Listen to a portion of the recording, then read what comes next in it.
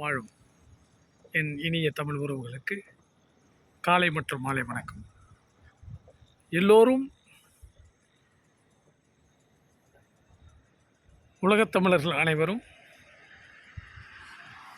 ஒரு சேர்ந்து நம்முடைய எண்ணம் சொல் செயல் நம்முடைய எண்ணம் அனைத்தும் சிந்தாமல் சிதறாமல்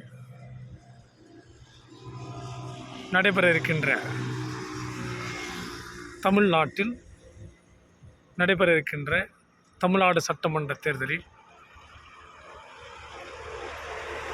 நாம் தமிழர் கட்சியின் தலைமை ஒருங்கிணைப்பாளர் அண்ணன் செந்தமிழன் சீமான் உள்ளிட்ட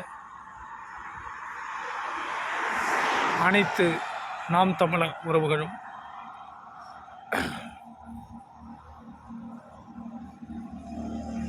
நம்முடைய எண்ணம் சொல் செயல் எதுவும் கவனம் சிதறாமல் நம்முடைய எண்ணம் ஒரே நேர்கோட்டில் இருக்க வேண்டும் என்பதற்காகத்தான் இதை சொல்கின்றேன். 234 தொகுதிகளிலும் நாம் தமிழர் கட்சியினுடைய வேட்பாளராக களமாடுகின்ற நமது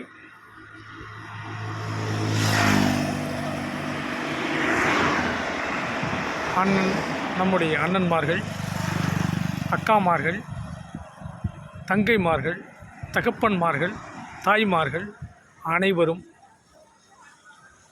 234 தொகுதியிலும் பெருவாரியான வாக்கு வித்தியாசத்தில் வெற்றி பெற்று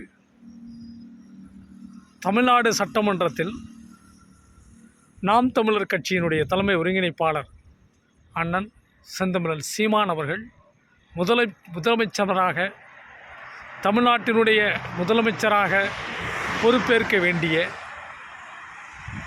அந்த காட்சியை உலக தமிழர்கள் மட்டுமல்ல, தமிழ்நாட்டில் உள்ள அறிவியலாளர்கள், சித்தர்கள், அறிவார்ந்த மக்கள்,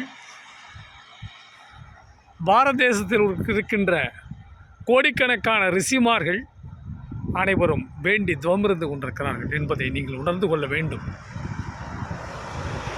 ஏன் இது நான் இவ்வளவு தெளிவாக சொல்கிறேன் என்று சொன்னால், இந்த பாரத தேசமே சுதந்திரமடைந்து 79 ஆண்டுகள் ஆகிவிட்டது.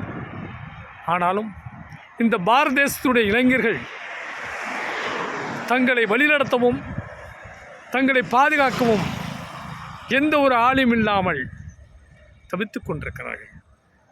நடைப்பிணங்களாக பிழைப்பு தேடி தன் மனைவிமார்களையும் குழந்தைமார்களையும் காப்பாற்ற வேண்டிய கட்டாயத்தால் உலகெங்கும் அகதிகளாக பிழைப்பு தேடி 1 லட்சம் 2 லட்சம் தொடங்கி 5 லட்சம் 10 லட்சம் வரை பணம் கட்டி வெளிநாடுகளில் சென்று என்ன பண்ணுறாங்க?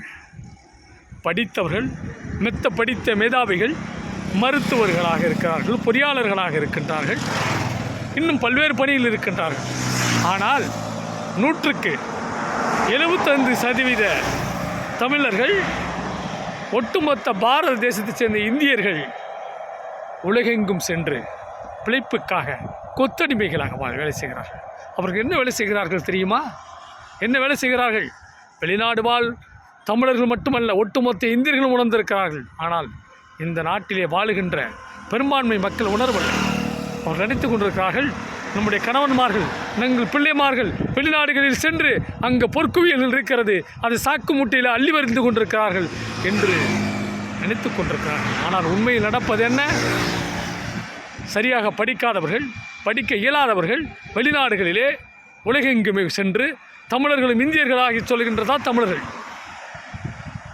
ஒட்டகம் மேய்க்கிறார்கள், ஆடு மேய்க்கிறார்கள், கக்கூஸ் கழுவுறாண்டா வெளிநாட்டில். கக்கூஸ் கழுவுறான்.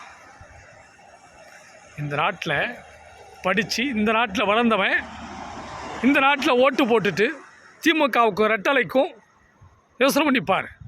திமுகவுக்கு ரெட்டலைக்கும், கருணாநிதிக்கு ஜெயலலிதாவுக்கும், எடப்பாடி பழனிசாமிக்கு ஸ்டாலினுக்கும், காங்கிரஸ் கட்சிக்கு கை சின்னத்துக்கும், தாமரைக்கு அவன் பேர் என்ன பிரதமர் நரேந்திரன் அவனுக்கும் வாக்கை போட்டுட்டு வெளிநாடுகளில் போய் கக்கூஸ் கழுவுறான், ஒட்டகம் மேய்க்கிறான், செம்மறி ஆடு மேய்க்கிறான்.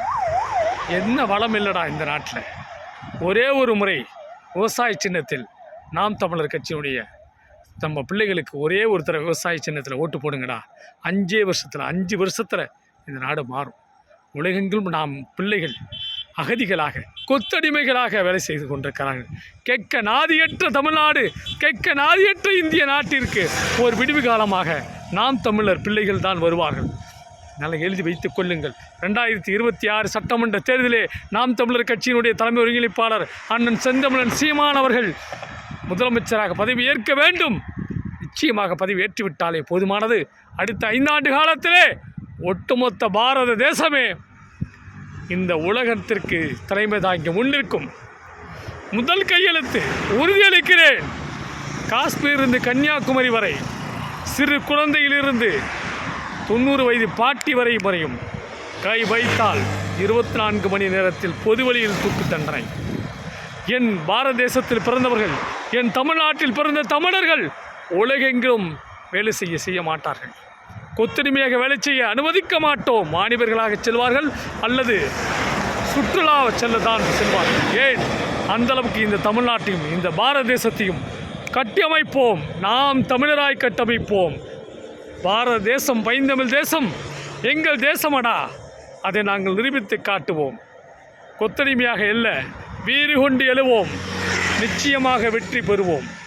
நாம் தமிழர். வாக்களிப்போம் விவசாய சின்னத்திற்கு.